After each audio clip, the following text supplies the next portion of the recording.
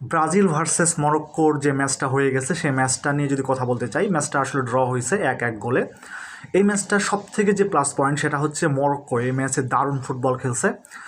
মরক্কোর bad luck যে এই ম্যাচটা তারা জয় নিয়ে ফিরতে পারে নাই। কিন্তু অন্যদিকে যদি আমি ব্রাজিলের কথা বলি, ব্রাজিলের থেকে তেমন কিছু দেখা যায় না। যেটা দেখা গেছে সেটা হচ্ছে তাদের প্রচণ্ড পরিমাণ মিস পাস অ্যাকুরেসি একদম কম, তারা ভুল পাস খেলছে, ধরে রাখতে পারে নাই বল। এবং হচ্ছে যে আরেকটা বিষয় নিয়ে যদি কথা বলতে চাই সেটা হচ্ছে ভিনিসিয়াস জুনিয়র। এই ম্যান পুরো মাঠ সে দৌড়াইছে এবং হচ্ছে তার এফোর্টটা যদি দেখেন তাহলে একদম মাথা নষ্ট। সে মানে এই ম্যাচটা দেখে মনে হয়েছে ব্রাজিলের কোনো একটা ফুটবলার যদি বিশ্বকাপ খেলতে বা বিশ্বকাপ পাওয়ার মানে হেক্সা মিশনে যদি যেয়ে থাকে সেটা হচ্ছে ভিনিসিয়াস জুনিয়র। কারণ তার যে এফোর্ট, সে যেভাবে খেলছে আসলে অসাধারণ খেলছে। এরপরে পাকুয়েতা কে নিয়ে যদি কথা বলি আসলে বলার মতো কোনো ইচ্ছা নাই। আরেকটা বিষয় যে এক্সপেকটেশন যে ছিল যে ইগোর থিয়াগো এই প্লেয়ারটা ব্রেন্টফোর্ডে প্রিমিয়ার লিগে যে পরিমাণ খেলছে, যে পরিমাণ দারুণ খেলছে, আপনি ব্রাজিলের জার্সি গায়ে কি সেটা দেখতে পাচ্ছেন?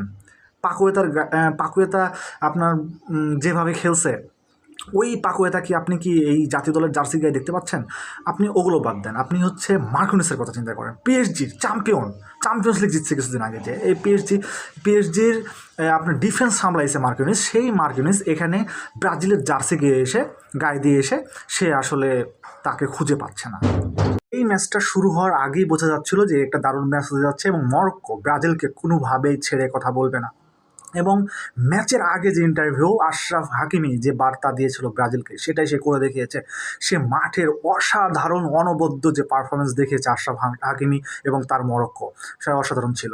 মোট কথা হচ্ছে যে মরক্কো দারুণ খেলছে এবং মরক্কো দারুণ খেলবে না এটা কোনো কথা না, কারণ তারা লাস্ট 17-18 ম্যাচ ধরে যে পারফরমেন্স দেখাইছে এবং ব্রাজিলের সাথে তাদের যে খেলাটা, সেটা হচ্ছে ব্রাজিলকে তারা ছেড়ে কথা বলবে না, এটা বোঝাই যাচ্ছিল।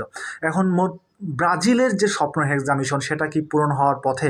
এই ম্যাচ দেখে আপনি কি মনে করছেন? আসলে ব্রাজিলের যে হেক্সা মিশন সেটা এই ম্যাচ দেখে মনে হচ্ছে না যে পূরণ হতে পারে, কারণ ব্রাজিলের ছন্ন ছাড়া এই ফুটবলটা হয়তো বা হেক্সা পর্যন্ত পৌঁছাতে পারবে না। বাট আপনি যদি চিন্তা করে থাকেন ব্রাজিলের এই ম্যাচটা দেখে ডিসাইড করে ফেলেন যে ব্রাজিল হয়তো বাদ পড়ে গেছে, তাহলে আপনি ভুলের মধ্যে আছেন। কারণ এটার নাম হচ্ছে ব্রাজিল। ব্রাজিলের ডাগ আউটে যিনি দাঁড়িয়ে আছেন তার নাম হলো কার্লো আনচেলত্তি। এই কার্লো আনচেলত্তি তার ব্রাজিলকে নিয়ে দারুণ কিছু করতে পারে এবং ভবিষ্যতে দারুণ পরিকল্পনা করে হয়তো বা ব্রাজিলকে আবার নতুন ছন্দে নতুনভাবে ঘুরিয়ে হেক্সার দিকে এগিয়ে নিয়ে যেতে পারে, এই প্রত্যাশাই রাখি। এবং ভিনিসিয়াসকে যদি প্রপার সাপোর্ট দেওয়া হয় ভিনিসিয়াস এই টুর্নামেন্টে দারুণ করবে, এটাই আশা রাখি।